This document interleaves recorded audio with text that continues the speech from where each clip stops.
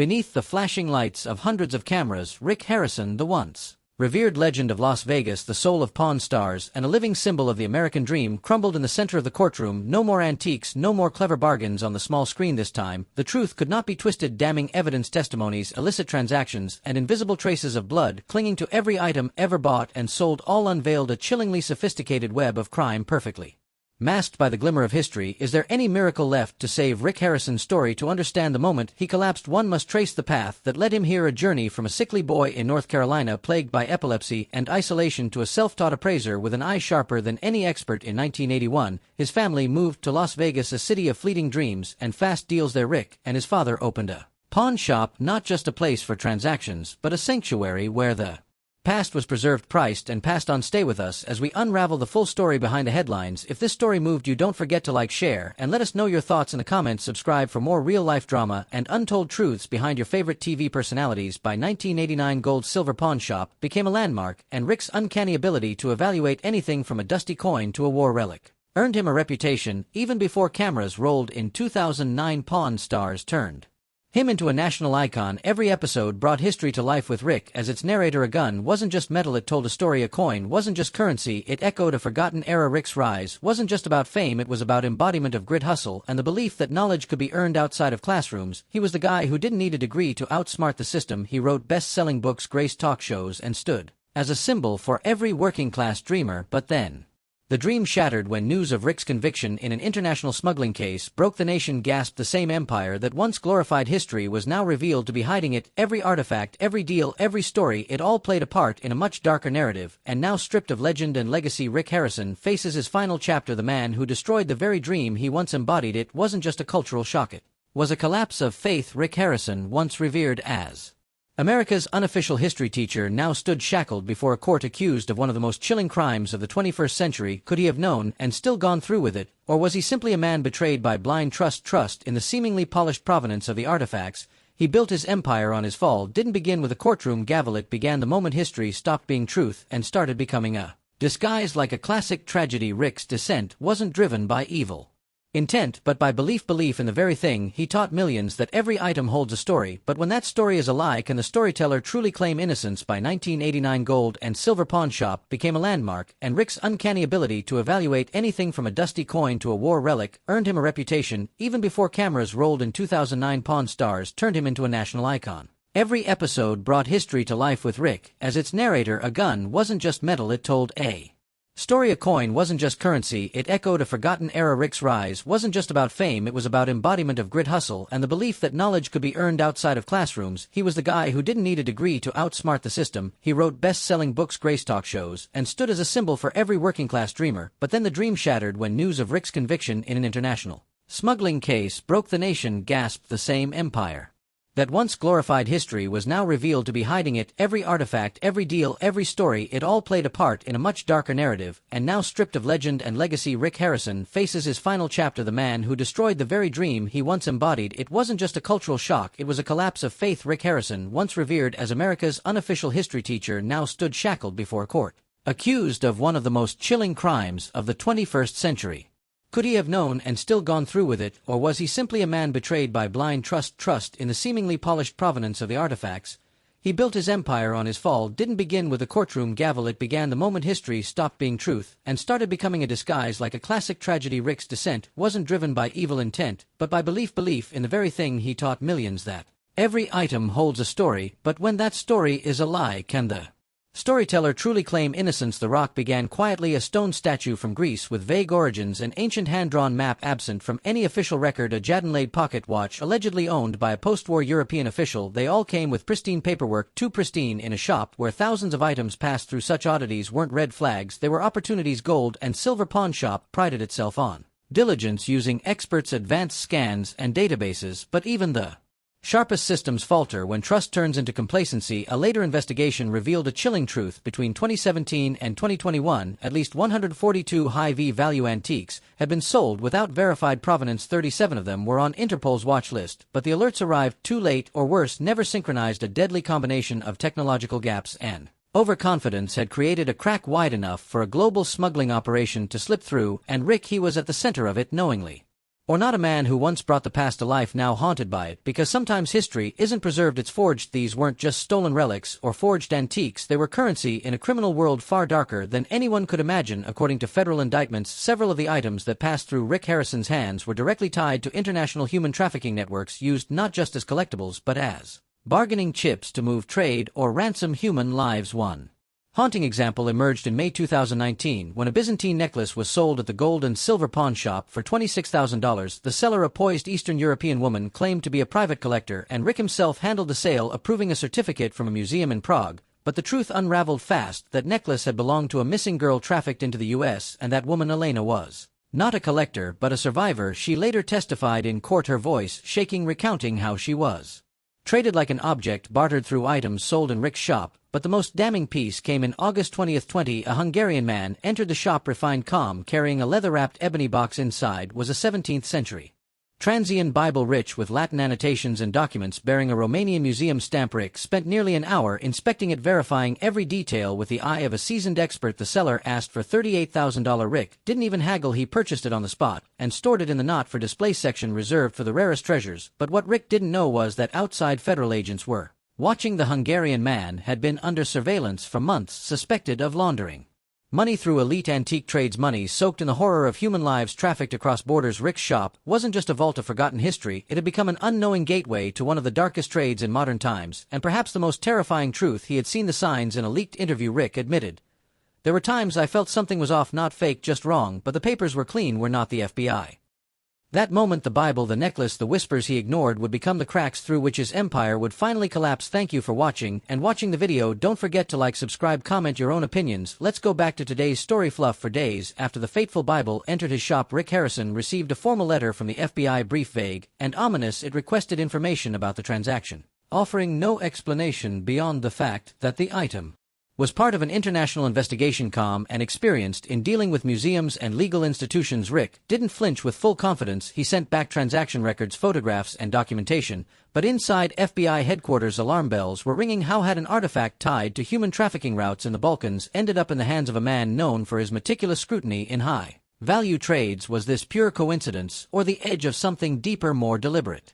Quietly, agents launched a covert investigation. They dove into years of sales data, and what surfaced was staggering. The Bible was not an isolated case. At least 11 suspicious artifacts from Eastern Europe, the Middle East, and the Caucasus had flowed through Rick's shop in just 2 years. Many were acquired directly by Rick or passed through the hands of a close trio of associates. A pattern emerged, a closed-loop trading model where stolen or trafficked antiquities were laundered, legitimized, and pushed into the global market under the shop's reputable name. The Gold and Silver Pawn Shop had perhaps unknowingly become the golden filter where dirty history came out. Clean subpoenas followed, private interviews, silent scrutiny, all while Pawn Stars continued to air. Rick's voice still steady as he examined colonial flintlocks and century-old propellers, but behind closed doors everything was unraveling. His son Corey sensed the tension. In a confidential legal meeting, he admitted he's not sleeping. He's second-guessing things we sold last year, not because of errors, but because he's scared he overlooked something bigger. Rick began re-verifying old deals, calling in favors from experts, hunting for gaps he once ignored. But it was too late. In March 2021, the FBI made their move, publicly confirming that the Gold and Silver Pawn Shop was under investigation for its potential ties to a vast human trafficking and money-laundering network. Rick was no longer just a pawn shop legend, he was now a person of interest. The spotlight dimmed, the stakes grew, and as investigators peeled back the layers, they discovered a web of elite clients, many from targeted countries, who consistently brought in high-value antiquities with immaculate paperwork, transactions that looked perfect on the surface but masked unspeakable truths beneath. And so the real question emerged: was Rick Harrison the mastermind, or just another pawn expertly placed in a game far darker than anyone could have imagined? His name never appeared on screen, never echoed through an episode of Pawn Stars, and yet Victor McMarr was everywhere. Invoices, transaction logs, internal references, an invisible hand behind deals worth hundreds of thousands of dollars. Merrick's first trace linked back to a 2018 invoice for a rare watch sale, but like a shadow he had already been weaving his way through the fabric of high-value antiquities long before that. A Czech national and once a promising appraiser at a private gallery in Vienna, Merrick vanished from the European art scene in 2015 following a scandal involving a 1.2 million counterfeit paintings. Since then his physical presence faded, but his signature, a cryptic tilted M with 3 horizontal lines beneath, began surfacing across the globe. From Istanbul to London, Prague to Las Vegas, Merrick was no ghost, he was the architect of an illusion. According to FBI sources, he operated as the linchpin of a high-end smuggling network, cloaking illicit transactions under a flawless veneer of Legitimacy. Rick Harrison, it seems, may have crossed paths with him, early perhaps. Innocently, perhaps knowingly. Merrick never appeared on payroll, yet within the shop's internal system, he was listed as a VIP reference. Rick likely saw him as a well-connected broker who always delivered rare treasures with immaculate documentation. As one investigator put it, Rick runs on instinct, but Merrick, he was perfect on paper. That's how he got in, that's how he stayed. But then came the smoking gun and encrypted proton mail exchange between Rick and an alias traced back to Merrick Mockinit. Rick voiced concern over a Mesopotamian mask, suspecting it matched one stolen from a museum the year before. Merrick's reply was chillingly casual. Reconfirmed private collection in Georgia, fully legal. Don't overthink it. Rick hesitated, but still went ahead. Was it Merrick's calculated persuasion, the pressure to secure show-stopping artifacts for the series, or a deeper fear that his legendary instincts were slipping? The academic world exploded with debate. Was Rick deceived or complicit? A UCLA professor warned, if you claim to know the story behind every artifact you sell, then you also bear the burden when one of those stories leads to human suffering.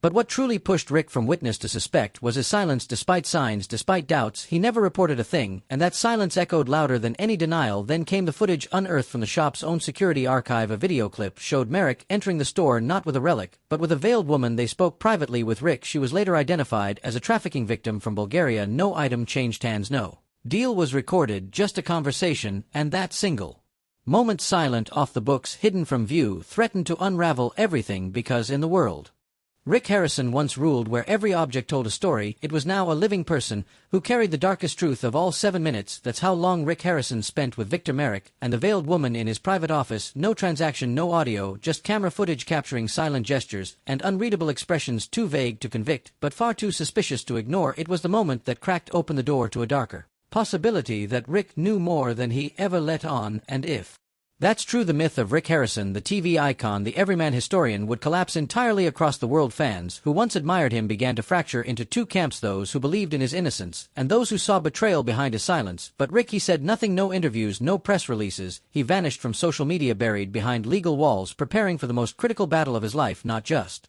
for his freedom, but for his name, his legacy, and everything Pawn Stars ever stood for. When the trial opened in Las Vegas, the courthouse transformed into a media storm. CNN vans lined the streets, the New York Times reporters filled the gallery, and the air was thick with tension. Rick sat quietly in the defendant's chair, his light gray suit a dull echo of his former charisma, the spark in his eyes replaced by haunted emptiness. This wasn't the stage he was used to, and this time there was no second take. Thank you for watching, and watching the video, don't forget to like, subscribe, comment your own opinions. Let's go back to today's story. Federal prosecutor Sandra Rivos wasted no breath. In a voice that cut through the room, she stated, the defendant is not a careless businessman. He is an enabler, a link in the chain that legitimized goods connected to human trafficking, and that chain does not form by accident.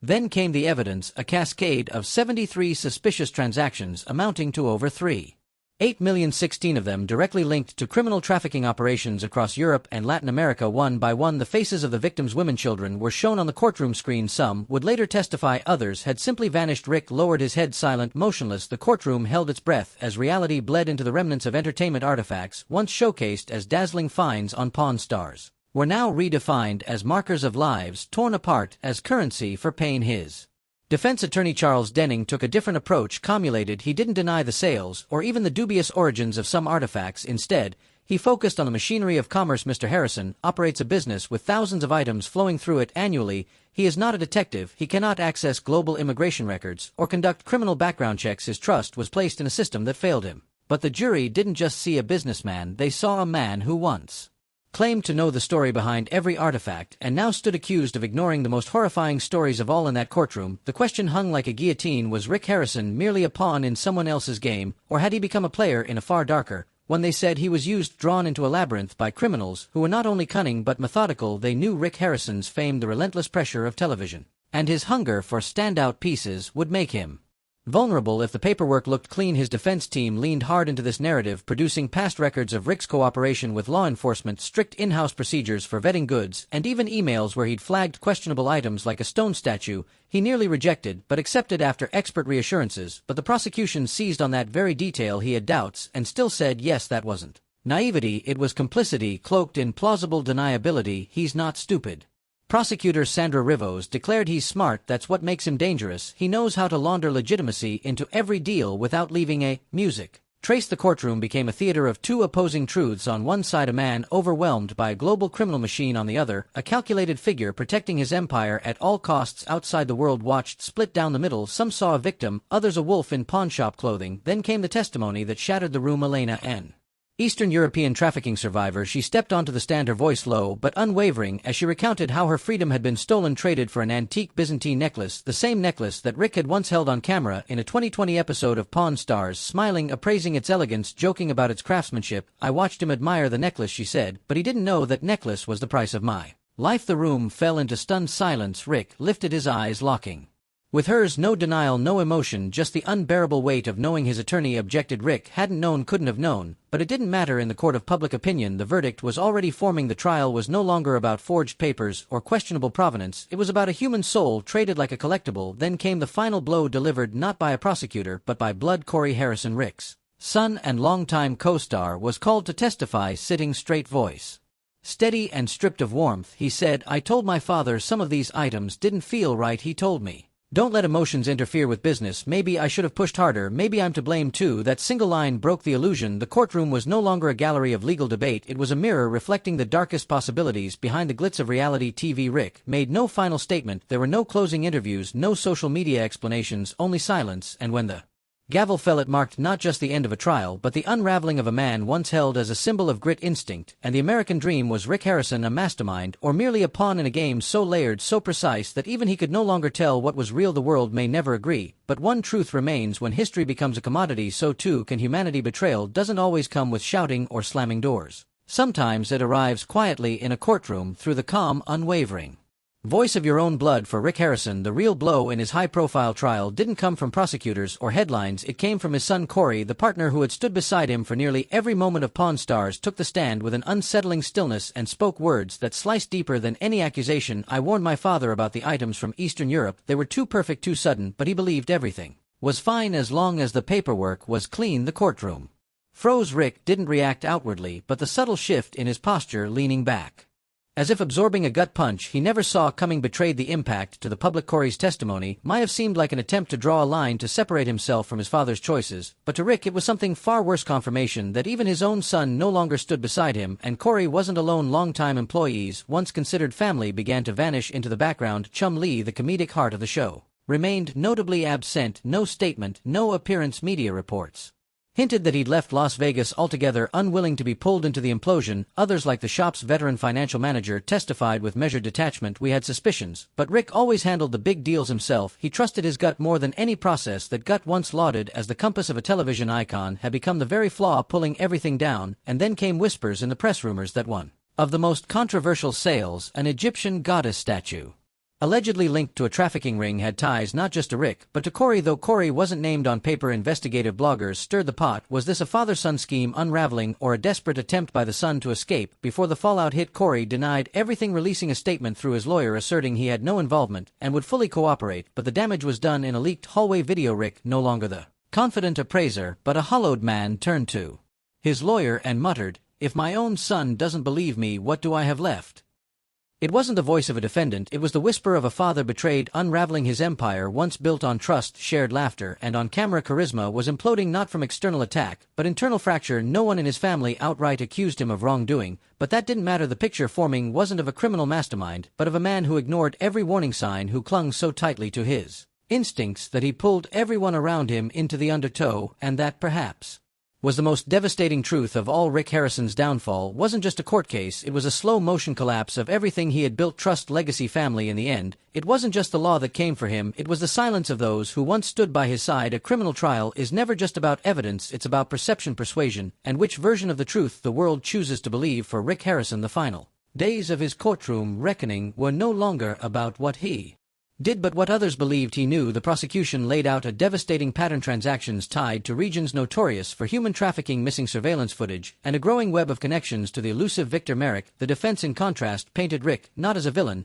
but as a flawed man, no saint, but no monster either, a father, a TV personality, a businessman who made errors not out of greed but out of faith in a system that betrayed him. But just as the courtroom seemed to Teeter on the edge of uncertainty, a leak detonated the final blow. 3 security recordings, crucial ones, had been deleted within 48 hours of Merrick Link transactions. A summoned IT employee confirmed the deletions, claiming they came from upper management, though he couldn't name Rick directly. Still, the implication was enough. A business built on documentation, suddenly missing key footage, accident, or intent. Rick finally spoke. Not to defend, but to challenge. If I'm wrong, I'll pay the price, but if I'm right and still convicted, maybe it's the system that needs to rethink how it defines guilt. The room fell still. The lines between criminality and negligence had never felt thinner as prison loomed up to 25 years. If convicted, Rick was offered a plea deal: accept partial liability, cooperate, serve 3 to 5 years, and salvage a sliver of his legacy. But fate had one more twist. The night before closing statements, a veiled woman arrived at his lawyer's office. Lud Miller, a former trafficking victim. She